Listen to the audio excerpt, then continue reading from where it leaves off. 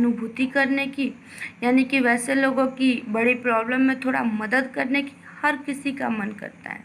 मनोविज्ञानी और शरीर विज्ञानी कहते हैं कि हंसने मुस्कुराने की आदत स्वास्थ्य को अच्छा रखने और सुधारने की दृष्टि से रामबाण औषधि है। मनोवैज्ञानिक यानी कि जो मन के वैज्ञानिक होते हैं और जो शरीर के विज्ञान, ये दोनों क्या हुए, एक साइकोलॉजिस्ट हो गए और एक शरीर के वैज्ञानिक यानी कि फिजिशियन हो गए। दोनों क्या कहते हैं कि हंसते मुस्कुराते रहना ही बड़े से बड़े रोगों का चुटकी भर का इलाज है। रामबाण औषधि का मतलब होता है कि बहुत टिकाऊ हो और छोटे से समय में उसको टिकाऊ करने का आम साधन हो, उससे हमेशा हित हो, हमेशा फायदा हो, कभी भी घाटा ना हो। रामबाण औषधि का मतलब इससे हृदय और मस्तिष्क तो बलवान रहता ही है, पाचन तंत्र, श्वसन तंत्र, आंखें आदि सभी ठीक रहते हैं। हृदय और मस्तिष्क यानी कि हार्ट और ब्रेन दोनों तो उससे सही रहता ही है, साथ में पाचन तंत्र, श्वसन तंत्र और आंखें। पाचन तंत्र का मतलब हो गया पचाना यानी कि डाइजेस्ट करना, और श्वसन तंत्र यानी सांस लेना। यह सब कुछ सांस से जुड़ी हर एक रोग भी सही रहता है। यदि किसी कारणवश शरीर रूपी यंत्र का कोई हिस्सा थोड़ा बीमार भी हो जाए तो उसे ठीक होने में देर नहीं लगती। हंसने मुस्कुराने से अगर कोई बहुत छोटी सी बीमारी अगर हो जाए किसी भी हिस्से में, तो वो हंसते मुस्कुराते रहने वाले इंसान की बहुत जल्दी ठीक हो जाती है। ना डॉक्टर की ज़रूरत पड़ती है, ना हकीम की, मतलब कि किसी भी डॉक्टर की भी ज़रूरत नहीं पड़ती है, हमें किसी हॉस्पिटल जाने की भी ज़रूरत नहीं पड़ती है, ना इंजेक्शन लगाने पड़ते हैं, ना कैप्सूल, और हमें दवा की भी ज़रूरत नहीं पड़ती है। रोग का कायदा यह है कि हंसने मुस्कुराने वाले के पास या तो आता ही नहीं है अथवा ठहरता ही नहीं है। मतलब ऐसे लोगों के साथ अपना बीमारी भी है, वो क्या किया है, रूल बना लिया है कि या तो वो आएगा ही नहीं या फिर आएगा तो ज़्यादा दिन रुकेगा नहीं। मनोविज्ञानी कहते हैं कि प्रसन्नचित्त व्यक्ति का मानसिक विक्षेप नहीं होता।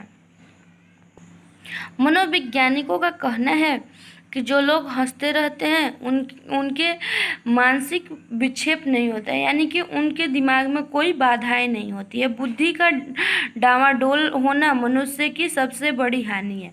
लेखक का कहना है कि बुद्धि का यानी कि माइंड इधर उधर होना, डिप्रेशन में जाना या फिर पागलपन आना, कुछ भी दिमाग से रिलेटेड कोई भी रोग हो, वो मनुष्यों की सबसे बड़ी हानि है, यानी कि सबसे ज़्यादा लॉस है। अर्धविक्षिप्त व्यक्ति निर्णय नहीं ले सकते और वैसे लोग कभी भी किसी बात का निर्णय नहीं ले सकते। विचार तंत्र ही जिसका गड़बड़ा गया है वह कभी सही निर्णय नहीं ले सकता। लेखक का कहना है कि जिसका विचार करने का, सोचने समझने का बुद्धि ही जिसके पास नहीं हो, वह कभी सही निर्णय आखिर कैसे लेगा।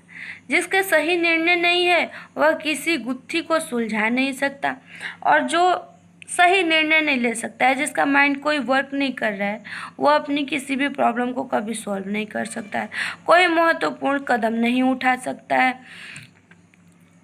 यदि सही कदम नहीं उठाया गया तो सीधे सरल कार्यों में भी सफलता नहीं मिल सकती।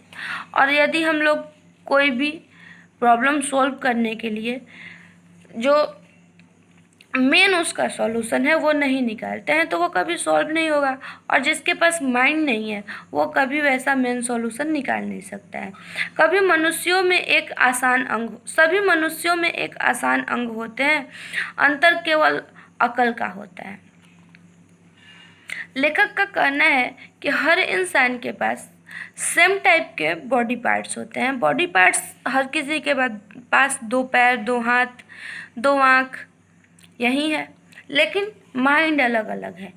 इसी के कारण कोई बुद्धिमान तो कोई मूर्ख होता है, और यही एक रीजन है, यही एक माइंड ही एक ऐसा अंग है जिससे कोई बुद्धिमान होता है, कोई चालाक होता है तो कोई मूर्ख होता है, कोई धनी होता है तो कोई निर्धन होता है, कोई सफल हो जाता है तो कोई असफल भी हो जाता है। इस बुद्धि तंत्र का सही गलत होना इस बात पर निर्भर करता है कि व्यक्ति संतुलित है या नहीं। मतलब कि माइंड ही इस बात को तय कर देता है कि इंसान सही है या गलत है, उसके साथ जो होगा वो सही होगा या गलत होगा। मानसिक संतुलन ही एक ऐसी चिन्ह है कि चेहरे की उदासी, निराशा, खींच चढ़ी हुई या हर स्थिति में मन स्थिर और बुद्धि संतुलित है। और मानसिक संतुलन यानी कि माइंड को सेटल रखना ही क्या है, हर प्रॉब्लम का सॉल्यूशन है। अंत में बात घूम फिर कर वहाँ आती है जहाँ सफलता स्मृति हस्तगत होने पर मनुष्य प्रसन्न रहे या प्रसन्न रहने की आदत होने पर व्यक्ति हर दृष्टि से सुदृढ़ और सुनिश्चित रहे। लेखक फिर घूम फिर कर वही पॉइंट पे आ गए कि आखिर हमें जो चाहते हैं वो मिलेगा तब तो हम खुश रहें या खुश रहने की आदत डालें, दोनों में से कौन सी बात उचित होगी। गीता में कहा गया है कि प्रसन्न रहने वाले के समस्त दुखों का निवारण होता है, उसकी बुद्धि स्थिर रहती है।